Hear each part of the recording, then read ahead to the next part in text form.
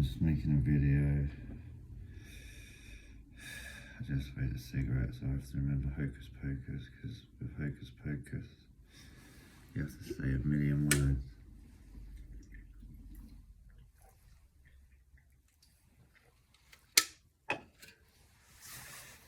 Yeah, because when I smoke cigarettes, because I'm a lazy smoker, I always smoke it with my left hand. So I've managed to clog up kind of part of this left hand side, my throat and everything. So when I speak, I get really like, I have to talk, I'm talking louder to get rid of the thing. But then when I learned the word Hocus Pocus, and basically I just started saying a million words and saying anything that didn't matter whatsoever. It doesn't matter what I was saying. I was just like basically like just saying whatever came to mind. Just like, you know, if I wanted to pick up the yellow notes and pick up the yellow notes and then pick up this Panadol and pick up, you know, and say the thing for my vape is here and stuff like that. Suddenly, like, I didn't create a fake audience, and I actually like kind of remained on what I actually was going to say rather than be distracted. So, but my message to this experience is, first of all, I didn't make my body.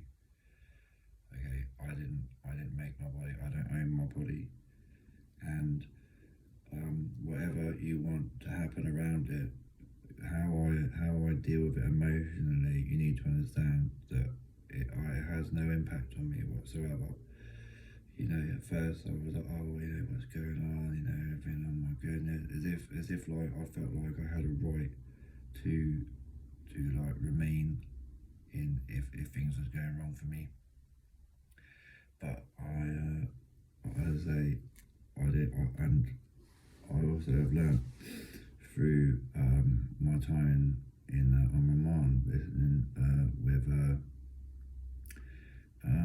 the books that I read, and the 5 recommendations, well actually 4 recommendations, but the 5th one I would recommend the category, but I would recommend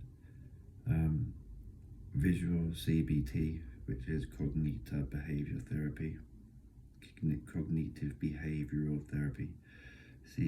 Visual, so you get pictures rather than words. Freedom from Anxiety by Paul McKenna, and also Break Free from OCD. So yeah, and one thing that I learned was sin by thought, where you cannot sin by thought. Okay, and like, anyway, I'm not here to teach. I'm just here to deliver a message to Jesus Christ, God, my past, that I'm not going to let around me affect me emotionally, because I don't own this body. If I lose my sight, you made my sight. If I lose my body, you made my body. Okay, and yeah, it would suck for me, but at the end of the day, at least I had it for 42 years. So thank you very much. I had a great time. I hope you did have a great time as well. Okay, and but yeah, so I do some more Hocus Pocus. So yeah, I wrote down these notes, and I realised how to defeat hell and heaven. Okay, so what I learned was, well, I've only got one here, and yeah, maybe that moves on the other side. Obviously, it would never beat on the other side. But, yeah, I never really get to see myself talking back to myself. I never get to listen to myself as looking at myself speak. And I've been trying to create a YouTube video channel. Yes, I've been trying to create a YouTube video channel. I'm trying to get myself something else to do. Yeah, I will do lots of videos. I don't do them all now. But yeah, I'm just gonna create videos. But you know, I have learned the word Hocus Pocus. Otherwise, there's people who are monosyllabic, and monosyllabic people say very little, right? And because because I'm a single man, I spend so much time on my own. But the thing is, I enjoy my own company. Some people could freak out. They could be like, oh my God, I'm all alone, I'm all alone. But I freak out in other people's company. Like when I'm in other people's company, I can't breathe and I feel like I can't relax. And then I find like I create a situation where like I'm not comfortable in someone else's surroundings and I feel really awkward like around people. Like I'm always trying to be too polite. And then, yeah, so like I'm always just trying to get from A to B without interacting with anyone and then get back. But the trouble is with me is I'm always on the lookout for kind of visual acceptance and also meaning, it's weird how my mind works and everything, but I've now bought a vape, so I'm vaping now and I'm not going to smoke and I'm not going to drink anymore, because here's a tip for any alcoholic out there: get a can of Stella, and when you finish it, fill it with water and then drink it. And because it has a placebo effect, your body will think that you're drinking alcohol, but you are not. And your body won't recognize the fact that you're not drinking alcohol. It will think that every time you do that and do that and do that and drink from it, that it's actually drinking alcohol. And placebo is where if there's a medicated pill, like say an aspirin or paracetamol, and there was a pill that was exactly the same but was just something that wasn't, but like was just something that had nothing in it, right? Some people, not all, can take the pill that's got nothing in it and it will have the effect on them as if they're taking the paracetamol, and that's placebo, yeah. And I literally can, so I learnt that. But right at the end of just before, but yeah, I'm going to make lots of videos, but I wanted to make this one because I've been trying to subscribe to YouTube and I couldn't, because every time I tried to Google it, like I've either got too many accounts or like they won't allow me to have another one. Like it's weird. They won't allow me to create another one. Or maybe it's because I'm on Apple and I'm not on Android. But like my message to you, God Jesus, is I would never speak your name, but the reason why I come up with it was to get the 10 Commandments, because I really think they're so important to me now, because I think they're like a real message to me. But my message to my parents is I don't even know who they are. I don't even care about. I do love them, and I just don't want nothing to happen to them. But like my mum, for instance, she fucking has to have like someone go around there, hoover up, make sure she don't fall over. And I don't even give a fuck about them. I don't even care. But yeah. So one thing I learned with this piece of heaven is one thing, because I have really loud thoughts.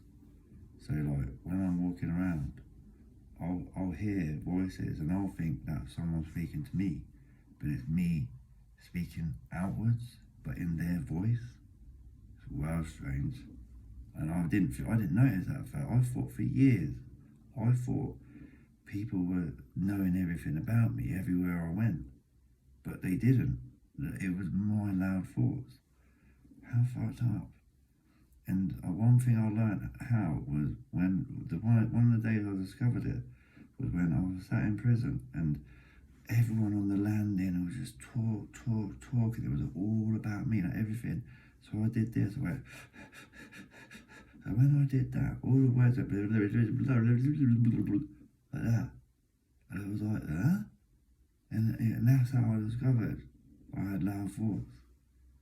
And in 2005, after I had a slight nervous breakdown, where I went off up into the mountains and lived off rat carcasses, afterwards I met this guy called Kevin. And we were driving, and he goes, do you ever have loud thoughts? And I was like, and I didn't know what he meant. This was 19 years ago now, 19. So I've been having loud thoughts for 19. And I didn't know. And it's well dangerous in a way, because if you're with someone, yeah, and all you can hear is yourself coming out of them, then they might not know that you actually can't hear But I don't know if it would go that far. I'm still in the early stages of Loud Force, but yeah, it's pretty fucked up. Yeah, it's well crazy. Man, fucking hell. Nah, but that's one thing that's helped me, is I've gone through different stages of like hell and afterlife and in between. Because there was this time I was in Harrogate at the hospital, and all I could see in the distance was a fucking undertaker. But he was like, it was like he was a building, and it was like he was there, like, but fucking massive. And I went through a stage as well where I kept on seeing the Madden brothers, like John Madden, you know. And then I went through stages where, like, but yeah, now I've got bigger now because I smoked earlier on, because I didn't vape. Like now, there's a part of me that's a bit egotistical where I'm only listening to myself, and I know that might sound weird, like, but you're only with yourself. It's like, yeah, but if I don't consider the people that I'm talking to, which eventually they will listen, then they'll realise that I'm actually not talking to them. I'm just talking louder to get rid of my fucking, like, the smoke, the cigarette I just had. And, oh yeah, and I forget to breathe real bad. Like, legitimate. I forget to breathe, and when I say I forget, and this weight, I bought this Argos weighted chest thing, right? It was 40 quid. And now, because what used to happen was, before I wore it, I'd breathe in, but then I wouldn't breathe out. And as you'd see, the air would stay inside of me. So then when I would go to breathe in again, my body would be like, well, you don't need any more because it's still inside of you. But I wouldn't realise that. And as you can hear, it working, it's £40. So now, when I'm taking a deep breath, before I forget to think to breathe out, it already starts breathing out for me. So it's really clever. But I do need to get this headband, because basically my jaw, I need it supported like that. And as you can see there, my face is straight. Like, oh yeah, his face is straight. But now when I do that, you can see that my jaw's bent to one side. You know, and as you can see, the stuff about me, like, I clearly am in like some kind of afterlife. But I don't know if it was from 1985 on the train. I don't know if it was in 2005 at the psychiatric hospital in January, which was, let's just not go there. And it could have been fucking hell. Check this out. Oh my god, in June in 2003. Oh, it doesn't matter. But anyway, yeah, as you can see there again, see the one thing you'll notice about me is there'll be times where I'll be talking to you, yeah, but then you'll notice now, but you wouldn't have noticed in the past, that I actually just switch off like you're not even there, because all I'm doing is just like trying to make myself healthier. So what I'll do is I'll be like, oh, I've been smoking, I know what I'll do. It's like an anti-hocus pocus where I won't say I'll say a million words, but I'll be saying them to try and make myself healthier, rather than actually trying to like say like a million words like this is hocus pocus, there's like drink from a can, vape only, no alcohol, weed, pursue, upload birth certificate, so I've got it Wednesday morning, go to London hospital, £11 a night, but obviously I'm not going to do that, obviously, but as I say, I can edit this video, but yeah, let's see if I can edit it. Safe Haven is in Harwickham, so if you ever, like, it is late as well, they open, I think it's like 10 p.m. till midnight, so if you ever have like any mental health issues, like, and you want to go and speak to some staff, that you can go there, and they can speak to you over like an intercom and stuff, and then they can arrange for you, you know, to have stuff and all that.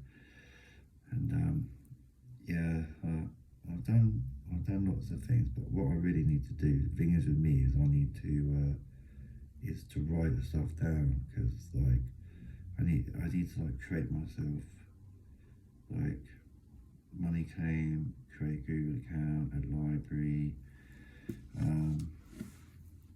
yeah.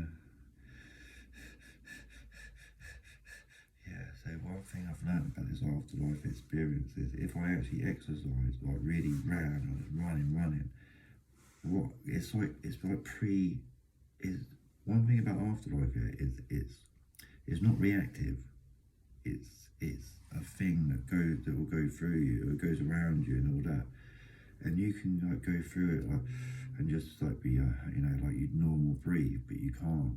You have to run through it because you've got to find out. Because I don't know what the end of it is. You can either stop breathing and you die, or you can run as far as you can all the time, exercise all the time, and then it would just go faster around you because you'll hear things and you'll experience things, and you'll think that it's something that they've just decided, but it isn't. It's something that you would definitely have just had to go through, because it would have been the whole thing. It's like I don't know how many years it will be, but it's like a whole kind of thing that nothing can stop it. Like you can't stop it, but you can make it go faster. So as you see there again, I go to give information like that, but then I start become like I'm really self-obsessive. Like I'm not interested in anyone in any. I mean, I used to be. There's obsession, yeah, where you can really like someone or be obsessed about it. But then there's obsessive, where you then start to think that when you're obsessing about something, it then changes how it is in the future because it's become aware of you, and then then you start thinking that it does things because you know about it, and it knows about you, and that's when it becomes obsessive, and that's when you need to learn how to like take a break from it and don't even go near it, honestly, for a while, and yeah, it's quite amazing. And check this out, right? There's this picture on this, anyway, it doesn't matter. I'm doing it there again. I'm not doing the hocus pocus. I've got to do the hocus pocus. And as well, I never used to keep my eyes open. I used to always walk around like this. Like, yeah, you're right, mate. Yeah, how's it going? Like, because that's how my eyes just so naturally relax. But when I looked in the mirror, I realised not all of my eye could see. And when I do that, all of my eye can now see. Both of my eyes can now see. Because otherwise, if people didn't need that top part of the eye, it wouldn't be there, would it? You just have like half an eye, because the lid would like come down over the eye, And there again, that's another loud thought, sin by thought. Right, when I said the word lid, my immature humour, which is thought of the bell end of a penis, yeah, the skin, right? And I heard a voice go, disgusting. Like as if like somebody was listening to me, like somebody was in my room, but it wasn't. It was me having a loud thought. Crazy, isn't it? And you can also have loud visions as well. Like I just had a massive loud vision of like a head about this big, like here, just like that. And but one thing I do get is the pain of the nails that Jesus Christ suffered. And I know that I am spiritually here for him because of righteousness. Now, in the Bible, you have to learn all this amazing word. If you ever do die, when you get the Bible in afterlife, there's 3 sayings that you have to know. Okay, and look at the back of the book because it will say words and then it will say passages for those words, right? So in Ghost, in the word, when you look through the words in the back of the Bible, it will say this word, divination, blah blah, like loads of words, right? But it will say Ghost, and then it'll have these 3 passages, and the 3 passages say, the first one is, "Thus saith the Lord," which means when you are in afterlife, ultimately any words that you do here,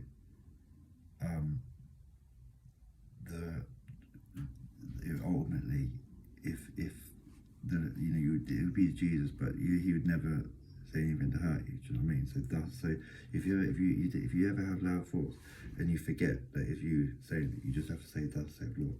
Anyway, the second one is, "Art thou that destroyeth the temple and buildest within 3 days?" Yeah. And oh no, I have to get it right. Oh yeah, that's it. It is that. "Art thou thou that destroyeth the temple and rebuildest within 3 days. And then the third one is, thy comforter, who is the Holy Ghost, thy comforter, who brings remembrance of all things. Yeah? So that's why when you die, you become holy, right? Because you're dead, right? So then when you're walking around and all you hear is just people talking about you, and it's like everything's about you. It's just yourself hearing, it's just yourself speaking out of other people. How shocking, mate. Fucking shocking. Yeah.